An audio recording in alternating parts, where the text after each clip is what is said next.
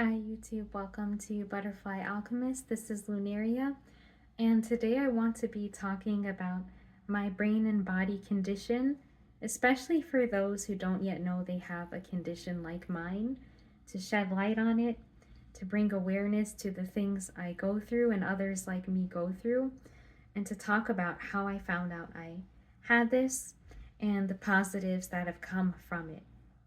So, I have a complex neurological condition which affects brain and body and is most likely tentatively being diagnosed right now as central nervous system dysautonomia. Right now, the reason that this is the unifying diagnosis is because I'm already diagnosed with dysautonomia, I'm already diagnosed with neurological problems, and I'm diagnosed with movement disorder features as well. So I'm going to explain this condition and why it causes all these various problems and how I cope. So when I'm not spasming, which I don't show online most of the time, I use many medications to regulate my system. And I have a whole other box of medications for other health issues I've had. And my uh, my condition is basically a malfunction in the autonomic nervous system. So what is your autonomic nervous system? It controls the things we take for granted, the things that are literally automatic for us. That has a wide range of implications because your autonomic nervous system controls things like pupil dilation. That's why my pupils are often really dilated. It controls your blinking rates. It controls eye movements. It controls muscle movements, controls heart rate, oxygen, controls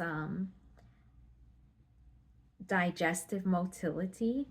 It controls whether you have conditions like mine where I literally feel brain zaps thousands of times most days, often at night during when my spasm attacks intensify. It affects circulation. It affects your whole body, head to toe. And I'll explain why that is.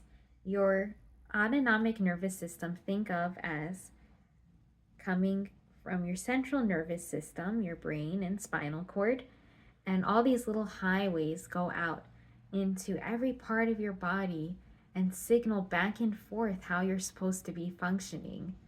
So my autonomic nervous system from head to toe is not functioning correctly. It's not to say there's no functionality. There is some, or obviously I would be dead if I had no functionality. But dysautonomia causes reduced functionality in your autonomics, and it's a very serious condition. And the central nervous system part means there's a lot of brain involvement. So a lot of my symptoms originate in my brain. And I have a lot of brain symptoms. The medications help control that so I can have a life again, right? So that I'm able to talk to the camera right now without spasming constantly, so that I'm able to have hours of the day where I can focus on my dreams. So, how did I find out I had something this serious? Well, basically, I was in a very high stress job that people relied on me for, and I felt people depended on me, so I hid my symptoms that were coming up. I would get dizzy and have to sit on the ground sometimes. My face would turn red when blood would rush to it. I would have muscle movements at night that I couldn't control, that I wasn't telling anyone because the muscle movement part started only at night. And I hid all of that the best I could, even though my coworkers were getting very concerned within the ones I worked with frequently. And I just kept it in that inner circle. I didn't even tell my family most of my symptoms. I didn't tell my partner at the time most of my symptoms. So I would just get frustrated when he would try to have us play video games or do things that were hard on my brain. And I would feel so sad and alone because I didn't want to stress this person out because they had health issues at the time. So I just felt so isolated because I was really trying to keep it together for the people around me. And that took it to a place it never should have for me. I was not mentally well at that time, and I was physically declining quickly. So thank God it reached a point that I couldn't keep doing that, and I got very, very ill and was stabilized through daily treatments, put on disability, um, and given a chance to survive this literally. And I was the type of person who just pushed through. So when I wasn't having those,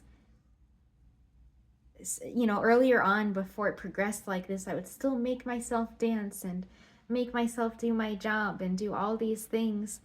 And it was just putting continual stress on my autonomics and I believe making me progress actually in my condition because I didn't know I had it yet. So I've learned there are certain things you can't push through sometimes. Sometimes it has to be okay to say, I need support. I need help. That's okay. It doesn't make you evil. It doesn't make anything wrong with you. It makes you human. And then, what are good things that have come out of this?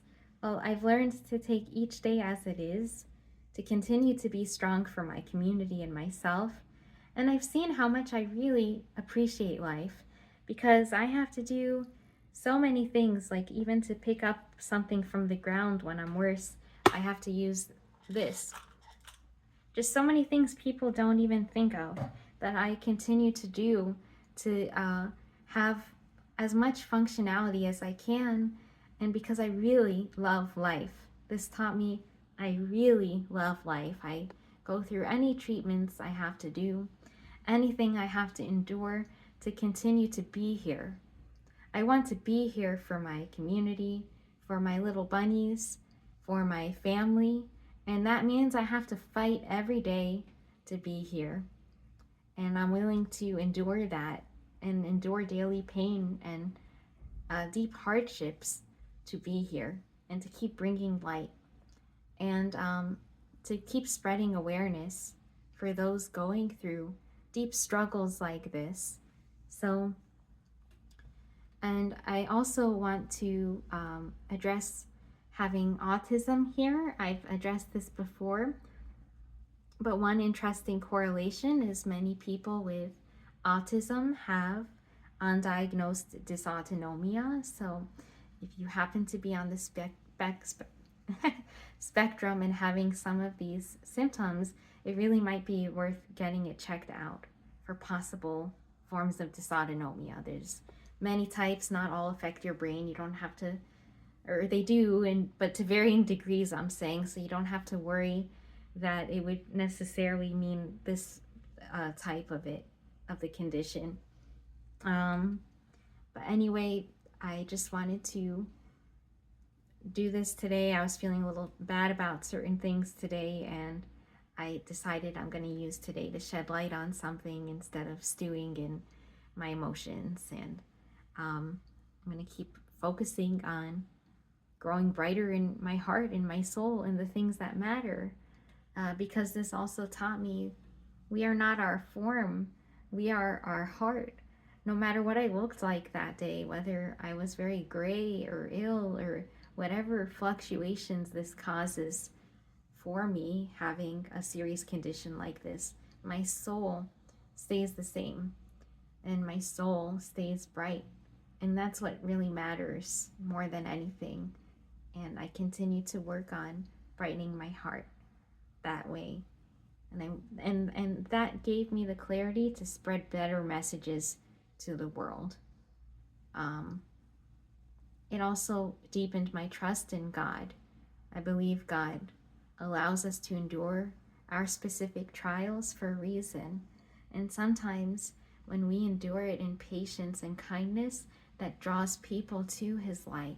And I would love for anything I'm going through to help draw people to God's light and His love, and to draw people to messages that endure and provide peace. So, thanks.